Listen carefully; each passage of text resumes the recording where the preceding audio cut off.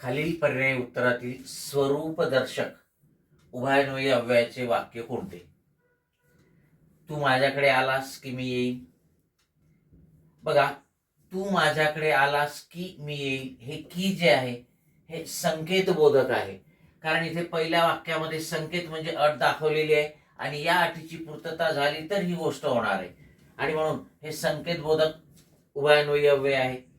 महात्मा गांधी म्हणत की नेहमी सत्याने वागावे, हे मात्र स्वरूपदर्शक आहे.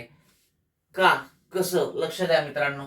महात्मा गांधी म्हणत, काय म्हणत, याचा खुलासा, याचा उलगडा, याचं स्वरूप पुढच्या वाक्याने स्पष्ट केलेलं आहे, नेहमी सत्याने वागावे.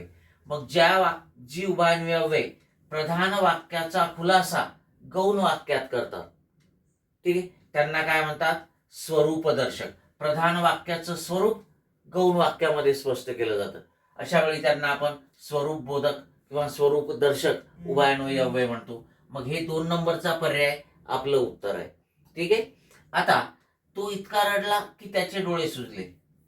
इथे की हे परिणामबोधक प्रधानत्व सूचक उभयन्वयी अव्यय आहे, कारण त्या रडल्याचा परिणाम दुसऱ्या वाक्यात दिलेला आहे. ठीक आहे. परिणामबोधक उभयन्वयी अव्यय मध्ये काय असते? दुसरं वाक्य हे पहिल्या वाक्यातील क्रियेचा परिणाम असते आणि म्हणून इथे की हे परिणामबोधक प्रधानत्व सूचक उभयन्वयी अव्यय आहे. तुला ज्ञान हवे की धन? इथे कीने काय केलेलं आहे?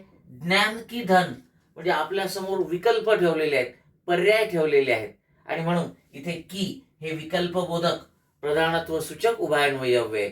ठीक आहे. आणि मग आपलं उत्तर मात्र आहे महात्मा गांधी म्हणत की नेहमी सत्याने वागावे, स्वरूप बोधक किंवा स्वरूप दर्शक उभयन्वयी अव्यय. Okay, yes.